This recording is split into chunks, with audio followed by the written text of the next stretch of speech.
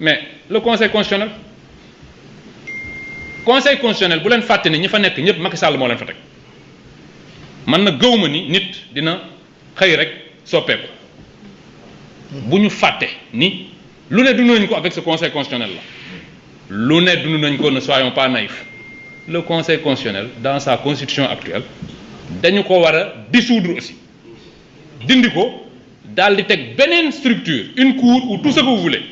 Moi, je n'ai pas la naïveté de penser que les gens ont changé, maintenant les gens vont respecter la loi. Non, il ne faut pas se limiter à des actes isolés. Le conseil constitutionnel jël na benn acte rek, tout le monde commence à applaudir. Non, les gens n'ont pas changé, c'est les mêmes personnes.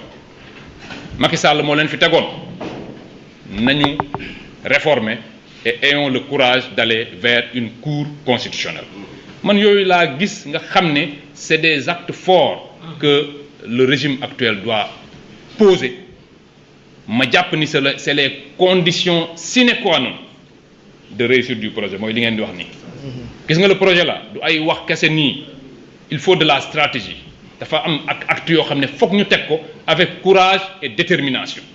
Loolu mënuñu yóbbu vers de véritables changements.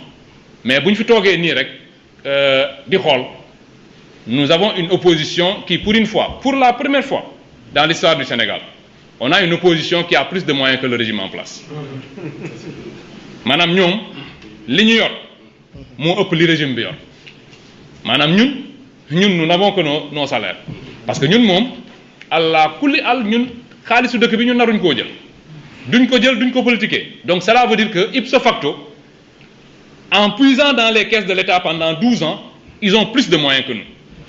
Léegi ku la ëpp moyen nga toog di ko seetaan ne non man je suis dans la rupture, je vais xawma bon je connais bon c'est vrai, il faut respecter les droits de chacun.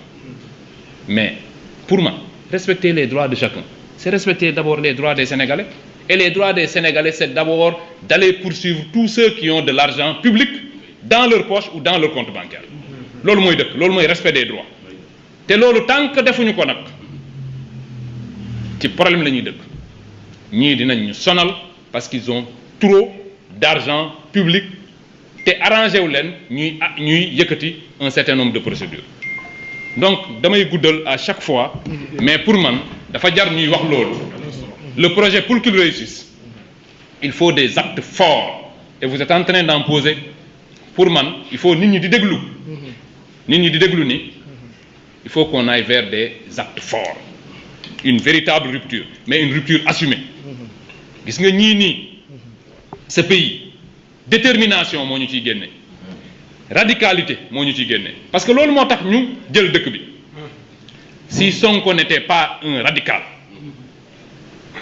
heure bi duñu yor dëkk bi dañoo taxaw Macky Sall yëkkati tout ce qu'il avait jëmale ko ci kaw Ousmane Sonko.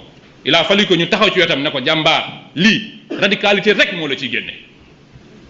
mais gis parfois naan gars yi naan non pourquoi vous êtes yow da nga radical man mais moi je suis pas radical par rapport ak Sonko. Radicalité moo ñu ci mën a génne. Et puisque nous avons conquis le pouvoir en étant des radicaux, il faut le gérer dans la radicalité. C'est-à-dire que li nga xam ne ci lañ jëm te muy dëgg nag ñu xam ne lii dëgg la ñu jëm ci avec détermination. Loolu moo ñuy permettre ñu génn ci face à ces gens de cette nouvelle opposition. Nga xam ni ñun nous avons tous les moyens quand même de ramener de l'ordre dans ce pays. Il faut ramener de l'ordre. Et l'ordre, c'est que Sénégalais bu ne bu fekkee dañoo violer say droits nga mën a taxaw justice taxawu la. Et à cet égard damay lancer un appel. Je parle souvent à mon ami Azoura. Voilà une victime parfaite du régime de Macky Sall. Azoura, je le connais très bien. Sama boy la, il est tout le temps chez moi. C'est pas la peine nag d'aller le chercher là-bas, il n'est pas là-bas. Bu ngeen fa ñëwee man ngeen fay fekk et il vous faut un mandat pour aller le chercher chez moi. Il n'est pas chez moi. Damay wax ni day ñëw sama kër. Mais je veux dire que c'est une victime. Azoura man ba ma ko gisee kaso laa xam ni kii ce n'est plus le même. Te ñoom ñoo ko jàpp deful dara ñu yóbbu ko kaso dans un certain nombre de conditions et il s'est affaissé moralement. Azoura ku ko gis xam ni kii nii normalatul. Il a besoin d'un accompagnement psychologique et non pas d'une traque judiciaire boo xam ne amul benn sens. Azoura normalul c'est-à-dire da nga koy woo nga gis ni il te parle il dit 2 phrases 3 yu ne mu bëgg a jooy nit kooku normalatul. pour ñi nga xam ne dem nañ kaso da ngay xam ni du ñëpp ci mën a génn kaso du ñëppay dugg génn na nga duggee woon du noonu ngay génne muy kaso di bracelet di jafe-jafe bu ne nit rek la mën a doon. Et on ne peut pas comparer Azoura qui est victime d'une répression policière ñu yóbbu ko kaso traité ko d'une certaine manière mu génn état psychiatrique am changé mu doon beneen nit ñu naan non moom mais Azoura dina saaga koo xam ne ci ñun la bokk bu wéroon il faut arrêter ça. Donc bokkul te la justice prévoit ce genre de cas. La justice prévoit ceux qui sont passibles d'une sanction pénale et ceux qui ne sont pas passibles d'une sanction pénale. Boo fi romboon nit ñi y a des gens yoo xam ne ils ont une certaine irresponsabilité pénale du fait de l'altération momentanée ou permanente de leur faculté mentale. te Azoura ci cas boobu la nekk.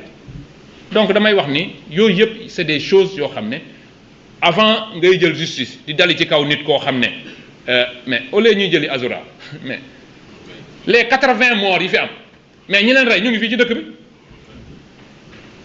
les nervis yi APR jëloon ñu dal suñu kaw dañoo dee ñu ngi fii ci dëkk bi di dox di dem di ñëw waa APR yi nga xam ne ñoo leen joxoon ces institutions là ñu ngi fii di dem di ñëw l'APR est là son siège est là fa la nervis yi doon dugg ñu doon leen gis ñun ñii man je gérais la sécurité d'Ousmane Sonko nervis yi dañuy romb ñu topp leen ba ñu dugg biir APR loolu yëpp mu ngi fii ci dëkk bi ñu naan non dem leen topp kii parce que dafa saaga nit ñi rey nit ñi ñu ngi fii di dox ci nit ñi ci biir nit ñi le Sénégal vous yéen ñii di dox da ngeen di croiser les assassins ñu ngi nii ci suñu biir kenn jàpp leen xanaa rey nit moo gën a garaaw saaga nit nañ jàppi ñi nga xam ne ñoo rey nit ñi. gis naa waa APR ñuy publier d'ailleurs loolu sax c'est pour dire que je suis proche de Azoura mais man ak moom dañuy voilà on est très proche.